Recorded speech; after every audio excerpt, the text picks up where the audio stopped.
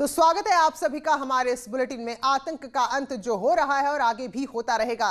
UP police का operation clean लगातार जारी और ताबड़तोड़ एनकाउंटर में मुठभेड़ में लाखों लाख के इनामी बदमाशों का सफाया किया जा रहा है, जिससे बदमाशों में खौफ है। तो तस्वीरें आपको दिखाएंगे, खबर पूरी आपको बताएंगे। आजमगढ़ में और बनारस में लाखों के बदमाश ढेर हो गए हैं। तो काफी समय से इनकी तलाश की जा रही थी, लेकिन पुलिस को लगातार चकमा दे रहे थे।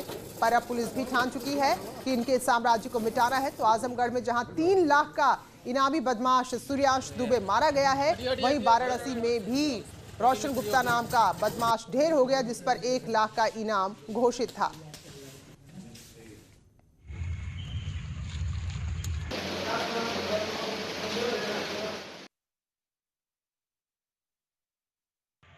अपने कामकाज को बहुत सही ढंग से आगे नहीं बढ़ा पा रहे थे। फिलहाल ऐसे 2 शातिर मारे गए हैं। तो आजमगढ़ के बदमाश सूर्यांश दुबे, इस पर 3 लाख का इनाम था, जबकि वाराणसी के रोशन गुप्ता की बात करें तो 1 लाख का इनाम इस पर भी घोषित था। तो रोशन गुप्ता लगातार सर्राफा कारोबारियों को निशाना बनाता था और कुछ दिन पहले एक सीसीटीवी फुटेज सामने आया था, जिसमें सरेआम सर्राफा कारोबारी को उनके ही घर में पिस्टल तान कर धमकी देता हुआ नजर आया था। ये 2 तस्वीरें आप देखिए। पहली तस्वीर आजमगढ़ की है, जहां 3 लाख के सूर्यांश दुबे को ढेर किया गया, जबकि दूसरी तस्वीर आप देख रहे हैं वाराणसी की, जहां 1 लाख के बदमाश रोशन गुप्ता को पुलिस ने ढेर कर दिया है। तो पुलिस की कार्रवाई जारी है और हालांकि इस दौरान पुलिसकर्मी भी जख्मी हो रहे हैं, तो उनको भी भर्ती कराया गया है। तो ये बड़ी कामयाबी है आजमगढ़ और वाराणसी में, जहां लोगों को इन 2 बदमाशों के आतंक से मुक्ति मिली है। तो आजमगढ़ की खबर पहले विस्तार से आपको बताते हैं। यहाँ के सेरवा गांव में पुलिस और बदमाश के बीच में मुठभेड़ हुई और इस दौरान 3 लाख का इनामी, जिसका नाम सूर्यांश दुबे है, यानी कि नाम पूरे इलाके में आतंक का एक नाम बन गया था, तो इसको ढेर कर दिया। इस दौरान स्वाट प्रभारी श्री प्रकाश शुक्ला भी जख्मी हुए हैं, जिन्हें अस्पताल में भर्ती कराया गया है। तो जो बदमाश मारा गया, जो सूर्यांश दुबे ढेर हो गया, उसके पास से पिस्टल और कारतूस बरामद किए गए हैं। तो अच्छा खासा लंबा चौड़ा इसका आपराधिक रिकॉर्ड है और काफी समय से इसको ढूंढा जा रहा था, इसकी तलाश हो रही थी और आखिरकार मुस्तैदी पुलिस ने दिखाई है और इस बदमाश को ढेर कर दिया है। तो 3 लाख का इनाम इस पर घोषित था। तो इससे ही आप अंदाजा लगाइए कि कितनी शिद्दत के साथ पुलिस इसको ढूंढ रही थी और कितनी बड़ी चुनौती ये पुलिस के लिए बना हुआ था। उधर वाराणसी में भी पुलिस की कार्रवाई देखने को मिली, जहां 1 लाख का इनामी रोशन गुप्ता मारा गया है। तो कुछ दिन पहले वीडियो हमने आपको दिखाया था, जिसमें एक सर्राफा कारोबारी को उनके ही घर में ये बदमाश धमका रहा था बंदूक तानकर। ये 2 तस्वीर देखिए। पहली तस्वीर आतंक का अंत हो चुका है और दूसरी तस्वीर देखकर आप समझ जाएंगे कि आखिर रोशन गुप्ता के मारे जाने से जो सर्राफा कारोबारी कितनी बड़ी राहत की सांस ले रहे हैं। तो अमूमन सर्राफा कारोबारियों को ही निशाना बनाता था। ये सीसीटीवी फुटेज देखिए, जहां से लोग आ भी रहे हैं, जा भी रहे हैं, लेकिन ये इतना बेखौफ है कि सर्राफा कारोबारी को धमका रहा है। फिलहाल इसका भी आतंक का अंत हो गया है। रवि पांडे हमारे सहयोगी वाराणसी से हमारे साथ जुड़े हैं। तो रवि, रोशन गुप्ता का मारा जाना कितनी बड़ी कामयाबी पुलिस के लिए और कितनी बड़ी राहत आम लोगों के लिए? पुलिस का क्लीन स्वीप जो कहा जाता है अपराधी के खिलाफ, वो जारी है, क्योंकि लगातार 4 दिन के अंदर 3 एनकाउंटर हुए, जिसमें बड़े बड़े बदमाश 2 बदमाशों को ढेर हो गया और एक बदमाश सलाखों के पीछे चला गया। उन्हीं में से एक रोशन गुप्ता किट्टू है, जिसके ऊपर 1 लाख का इनाम था। और रोशन गुप्ता किट्टू को का ढेर होना वाराणसी पुलिस के लिए एक बड़ी सफलता है, क्योंकि रोशन लगातार सराफा व्यवसायियों को निशाना बनाता था, इनसे अच्छा खासा रकम वसूलता था और इसका जो हौसला है उससे साफ सीसीटीवी फुटेज में देखने को मिलता है कि कितना ये हौसला बुलंद था।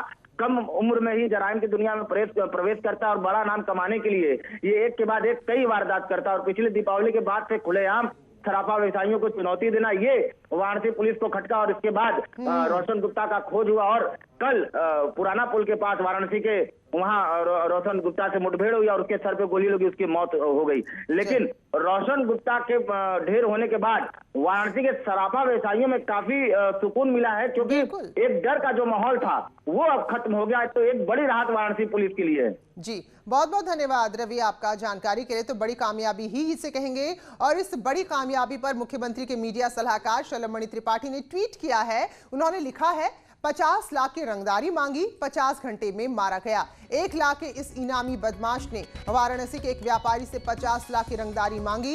उनकी दीपावली खराब करने की कोशिश की थी, पर भूल गया था कि अब प्रदेश में योगी राज है। पुलिस ने 50 घंटे के भीतर ही इसे मुठभेड़ में मार गिराया। योगी जी के मिशन क्लीन का अपराधियों में भयानक खौफ है।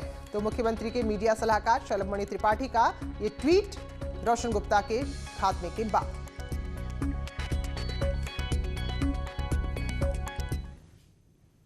और बात किसान आंदोलन की करेंगे तो कल देखा हमने देश में अलग अलग हिस्सों में किस तरह किसानों का गुस्सा देखने को मिल रहा था और दिल्ली में स्थिति बहुत ज्यादा अनियंत्रित हो गई थी। तो फिलहाल लखनऊ पुलिस भी हाई अलर्ट पर है। हरियाणा सीमा से सटे जिलों में विशेष सतर्कता बरती जा रही है। तो उत्तर प्रदेश के वो इलाके जो हरियाणा से सटते हैं, खासतौर पर पश्चिमी यूपी के जिलों में कड़ी निगरानी रखी जा रही है और डीजीपी ने सतर्कता बरतने के निर्देश दे दिए हैं। इन सबके बीच सरकार ने 3 दिसंबर को किसानों को बुलाया है कि आप आइए, आप बातचीत कीजिए, लेकिन किसानों का जो प्रदर्शन है वो आगे और राज्य की स्थिति को खराब ना करे, इसके लिए अलर्ट बरता जा रहा है। और ऋषभ मणि हमारे सहयोगी लखनऊ से हमारे साथ मौजूद हैं। तो ऋषभ, किस तरह की तैयारी के लिए आदेश हुए हैं?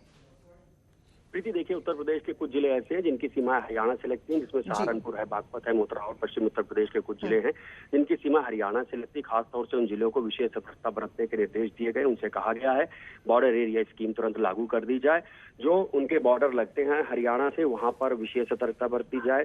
लोगों की आईडी चेक की जाए, जो बेवजह आ जा रहे हैं उनसे पूछताछ की जाए। और सभी अफसरों से कहा गया है कि वो अपने अपने क्षेत्र में भ्रमणशील रहेंगे, वो फुट पेट्रोलिंग करेंगे, बाहर रहेंगे।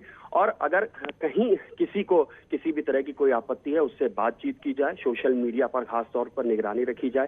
कोई भी अफवाह फैलाने वाली है, भड़काऊ पोस्ट है, तो उसको तुरंत कार्रवाई की जाए। और जो ऐसी पोस्ट डाल रहा है उसके खिलाफ भी सख्त कार्रवाई करने के निर्देश दिए हैं डीजीपी एसपी अवस्थी ने। जी, बहुत बहुत धन्यवाद ऋषभ मणि आपका जानकारी के लिए।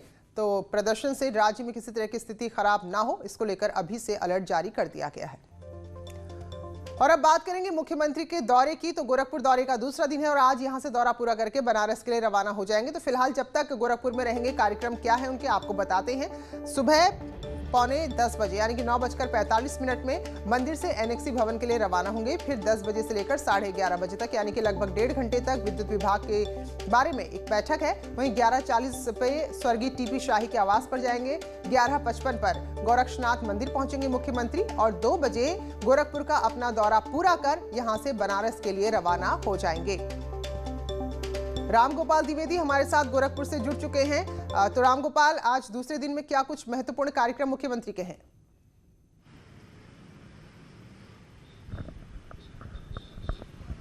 मुख्यमंत्री योगी आदित्यनाथ का आज गोरखपुर में जो एक आधिकारिक कार्यक्रम लगा हुआ है, वो विद्युत विभाग के कार्यक्रम में मुख्यमंत्री शिरकत करेंगे। 10 बजे से लेकर 11:30 बजे तक वो गोरखपुर के एनेक्सी भवन में आयोजित है।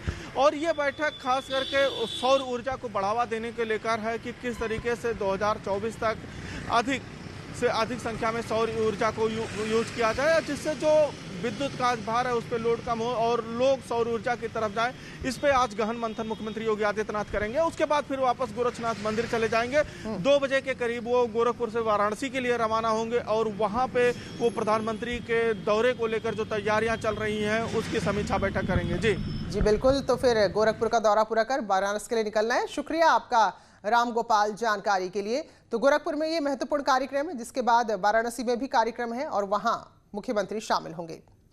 तो दरअसल प्रधानमंत्री नरेंद्र मोदी देव दीपावली के अवसर पर 30 नवंबर को वाराणसी आ रहे हैं और ऐसे में वहां तैयारियां क्या है, चाहे हम सुरक्षा की बात करें या बाकी तैयारियों की हम बात करें, उसका खुद जायजा लेंगे आज मुख्यमंत्री योगी आदित्यनाथ। सर्किट हाउस में अधिकारियों के साथ बैठक होगी और इस बैठक में जहां भी कहीं कोई अगर कमी है तो उसको पूरा किया जाएगा। तो आज अभी गोरखपुर दौरे की जानकारी हमारे सहयोगी रामगोपाल दे रहे थे कि गोरखपुर में 2 बजे तक के क्या क्या कार्यक्रम है और गोरखपुर के बाद यहीं से वाराणसी के लिए रवाना हो जाएंगे। कुछ और खबरों का रुख करेंगे। खबर हमीरपुर से है, जहां रफ्तार का कहर देखने को मिला और एक ट्रक ने ऑटो को जोरदार टक्कर मारी, जिससे 22 लोग जख्मी हो गए हैं और इन 22 में से 11 की हालत नाजुक बनी हुई है। जो गंभीर रूप से घायल हैं उन्हें कानपुर रेफर किया गया है। तो मौधा कोतवाली पर NH 34 पर यह हादसा हुआ, जहां ट्रक ने एक ऑटो को टक्कर मारी और कहा यह भी जा रहा है कि जो ऑटो था उसमें भी क्षमता से ज्यादा लोग सवार थे। तो 22 लोग जख्मी हुए हैं, एक बड़ा हादसा है और इन 22 लोगों में से 11 लोगों की हालत गंभीर है, जिन्हें कानपुर रेफर किया गया है। तो फिलहाल पूरी घटना की जांच की जा रही है कि आखिर गलती किसकी थी। यहाँ पर ये तस्वीरें आप देखिए अस्पताल की, तो जिनको थोड़ी सी कम चोट आई थी तो उनको हमीरपुर में ही इलाज दिया जा रहा है। जो 11 लोग नाजुक हालत में हैं उनको कानपुर रेफर किया गया है। और हादसे की खबर मैनपुरी से भी सामने आई, जहां तेज रफ्तार कंटेनर पलटने से बहुत ही दर्दनाक हादसा हुआ। यहां कुछ महिलाएं सड़क के किनारे एक मंदिर में अपने लिए गाड़ी का सवारी का इंतजार कर रही थी, तभी कंटेनर पलटा जिसमें 5 महिलाएं दब गई और 2 की मौत हो गई जबकि 3 घायल हो गए। तो बताया जा रहा है कि जो ये महिलाएं हैं शादी ब्याह में खाना बनाने का काम करती थी, पूड़ियां तलने का काम करती थी और किसी समारोह को निपटाने के बाद ये मंदिर के पास बैठकर गाड़ी का इंतजार कर रही थी, तभी ये अनियंत्रित कंटेनर पलटा जिसमें 5 महिलाएं दबी और पुरावली के गैलानाथ नहर पुल के पास 2 महिलाओं की मौत हो गई जबकि 3 घायल हो गई। और खबर बदायूं से है, जहां रेप के आरोप में डॉक्टर को गिरफ्तार किया गया। बड़ी खबर बदायूं से आ रही है। जिला अस्पताल में आरोपी डॉक्टर तैनात है और इसका नाम डॉक्टर हाकिम सिंह है। इस पर महिला डॉक्टर ने ही रेप का आरोप लगाया था, जिसके बाद अब कार्रवाई हुई है और अब जाकर इस आरोपी डॉक्टर को गिरफ्तार किया गया है। तो 13 अगस्त को जब ये मामला सामने आया था, मुकदमा दर्ज कराया था, तो उस दौरान भी हलचल मची थी क्योंकि आरोप एक डॉक्टर पर लगा था और आरोप लगाने वाली उसकी साथी डॉक्टर थी। तो फिलहाल अब आरोपी डॉक्टर को गिरफ्तार किया गया है। चित्रंजन हमारे सहयोगी जुड़ चुके हैं। तो चित्रंजन, एक बड़ी कार्रवाई हुई है और वाकई में जब ये घटना सामने आई थी तो हर कोई हैरान था। 13 अगस्त को एक प्राइवेट महिला डॉक्टर ने दर्ज कराया था, जो कि महिला अस्पताल में तैनात डॉक्टर हाकिम सिंह थे। इन्होंने उन पे आरोप लगा था कि वो ब्लैकमेल कर रहे थे, वीडियो वायरल करने की धमकी दे रहे थे और लगातार उनसे दुष्कर्म करने की बात सामने आ रही थी। उसी पे कार्रवाई करते हुए पुलिस ने अब गिरफ्तार करके इनको जेल भेज दिया है। चलिए, तो ये सरकारी जिला अस्पताल में ये तैनात था डॉक्टर आरोपी और जिस महिला ने आरोप लगाया था वो एक निजी अस्पताल में तैनात थी। तो फिलहाल अब कार्रवाई करते हुए डॉक्टर हाकिम सिंह जो आरोपी है उसे गिरफ्तार किया गया। बहुत बहुत शुक्रिया आपका जानकारी के लिए चित्रंजन। और बाराबंकी से एक ऐसी घटना सामने आई जिसने सभी को सकते में डाल दिया, क्योंकि यहां एक बेटे पर आरोप लगा अपने पिता की हत्या का, और हत्या भी इतने निर्मम तरीके से कि उस बेटे ने अपने पिता के सिर को उसके धड़ से अलग कर दिया। फतेहपुर गांव का मामला है, जहां जमीन के विवाद में 55 साल के श्रीराम की उनके बेटे मनोज ने अपनी पत्नी के साथ मिलकर निर्मम हत्या कर दी। आरोप है कि आरोपी ने पहले अपने पिता को पेड़ से बांधा और फिर सिर को धड़ से अलग कर दिया। तो रोंगटे खड़े कर देने वाली वारदात है, जिसके बाद पूरा गांव हैरान भी है और दुख में भी है। पुलिस ने मौके पर पहुंचकर मामले की छानबीन शुरू कर दी है। हालांकि जो आरोपी बेटा और बहू है वो मौके से फरार है। इस नवंबर 2020 को थाना फतेहपुर के गांव फतेहपुर के निवासी श्रीराम गौतम, जिनकी उम्र लगभग 55 वर्ष है, उनके बेटे ने घरेलू विवाद को लेकर हमलावर होकर उनकी हत्या कर दी है। इस संबंध में पुलिस बल मौके पर मौजूद है। अभियुक्त को हिरासत में ले लिया गया है। एक छोटा सा ब्रेक ले रहे हैं, लौटेंगे जल्दी।